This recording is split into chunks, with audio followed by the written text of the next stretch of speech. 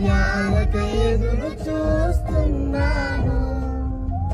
నీవే ఏదైనా చేయాలంటూ నీ కార్యాలకు ఎదురు చూస్తున్నాను.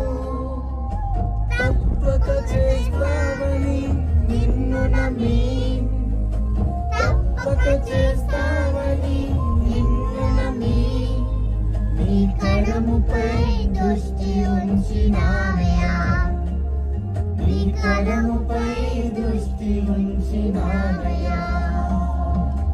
అద్భుతం చేయమయ్యా.